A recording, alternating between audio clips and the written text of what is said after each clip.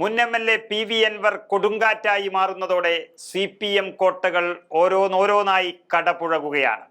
മലപ്പുറം ജില്ലയിലെ ചുങ്കത്തറ ഗ്രാമപഞ്ചായത്ത് പ്രസിഡന്റിനെതിരെ ഇപ്പോഴിതാ UDF അംഗങ്ങൾ അവിശ്വാസ പ്രമേയത്തിന് നോട്ടീസ് നൽകിയിരിക്കുന്നു.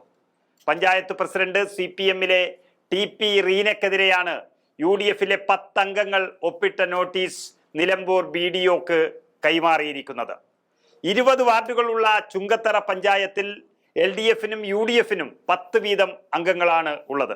LDF പക്ഷത്തുള്ള അംഗങ്ങളിൽ ചിലരിൽ നിന്ന് പിന്തുണ ലഭിക്കുമെന്ന വിശ്വാസം ആർജിച്ചെടുത്തതിലൂടെയാണ് അൻവറിന്റെ നീക്കം, അതായത് UDF-ന്റെ നീക്കം എന്ന് പറയേണ്ടി വരും.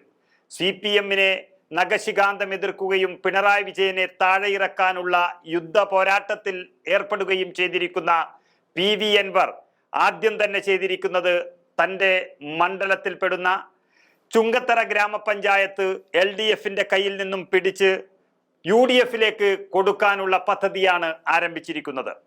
ആ ഭരണസമിതി അധികാരത്തിൽ വന്ന ശേഷം 3-ാം തവണയാണ് ചുങ്കത്തറ പഞ്ചായത്തിൽ ഭരണകക്ഷിക്കെതിരെ അവിശ്വാസം വരുന്നത്.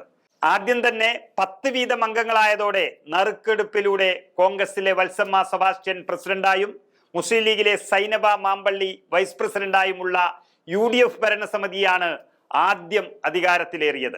എന്നാൽ മുൻ എം.എൽ.എ. PV അൻവറിന്റെ ചരടുവലികളെ തുടർന്ന് അന്ന് അധികം വൈകാതെ LDF അവിശ്വാസം കൊണ്ടുവരികയും മുസ്ലിം ലീഗ് സ്വതന്ത്ര MK നജ്മുന്നിസയുടെ പിന്തുണ CPM ആർജിച്ചെടുക്കുകയും അതിനുള്ള കളികൾ അൻവറാണെന്ന് കളിച്ചത് ആ പിന്തുണയോടെ വത്സമ്മ സെബാസ്റ്റ്യൻ എന്ന കോൺഗ്രസ് പ്രസിഡന്റ് സ്ഥാനത്ത് നിന്നും മാറി, അതുപോലെ സൈനബ മാമ്പള്ളി വൈസ് പ്രസിഡന്റ് സ്ഥാനത്ത് നിന്നും പുറത്താകുകയും ഒക്കെ ചെയ്തു.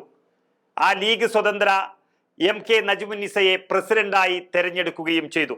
എന്നാൽ 1 വർഷത്തിനു ശേഷം കൂറുമാറ്റ നിരോധന നിയമത്തിന്റെ അടിസ്ഥാനത്തിൽ മുസ്ലിം ലീഗ് നൽകിയ പരാതി പരിഗണിച്ച തെരഞ്ഞെടുപ്പ് കമ്മീഷൻ നജ്മുന്നിസയെ അയോഗ്യയാക്കി ഉത്തരവിറക്കി. ഇതോടെ LDF 10-ഉം UDF 9-ഉം അംഗങ്ങളായി മാറി. CPM-ലെ റീന പ്രസിഡന്റായി മാറി.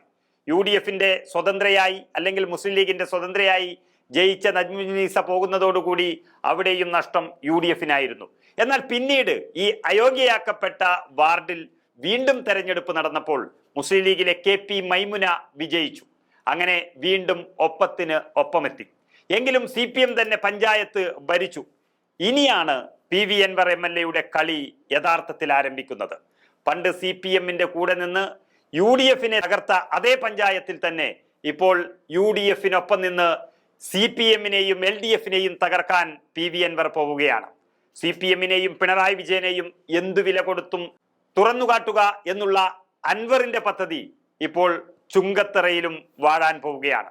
അത് കോൺഗ്രസിനും UDF-നും വലിയ മുന്നേറ്റത്തിന്റെ ഒരു നാന്ദി കുറിക്കുകയാണ്. കാരണം നിലമ്പൂരിൽ ഉപതെരഞ്ഞെടുപ്പ് വരാൻ പോവുകയാണ് തൊട്ടടുത്ത സമയത്ത്. ഈ സമയത്ത് നിലമ്പൂരിൽ കിട്ടുന്ന ഈ വലിയ മൈലേജ് UDF-ന് വലിയ ഗുണം ചെയ്യും എന്നുള്ളത് തന്നെയാണ് രാഷ്ട്രീയ നിരീക്ഷകരുടെയും അഭിപ്രായം. ഏതായാലും CPM-നെയും ഇടതുപക്ഷത്തെയും തകർക്കാൻ വേണ്ടി തൻ്റെ MLA സ്ഥാനം തന്നെ രാജിവെച്ച PV അൻവർ അതിൻ്റെ യഥാർത്ഥ പണികൾ ആരംഭിച്ചു എന്നുള്ളതിൻ്റെ തെളിവാണ് പണ്ട് UDF-ന്റെ കയ്യിൽ നിന്നും LDF-ന് പിടിച്ചുകൊടുത്ത ചുങ്കത്തറ പഞ്ചായത്ത് ഇനി LDF-ന്റെ കയ്യിൽ നിന്നും UDF-ലേക്ക് തിരിച്ചു പിടിച്ച് കൊടുക്കാൻ പോകുന്നത്. ഇതാണ് കേരള രാഷ്ട്രീയത്തിൽ PV അൻവർ ഉണ്ടാക്കിയിരിക്കുന്ന ചലനം എന്ന് തന്നെ പറയേണ്ടി വരും.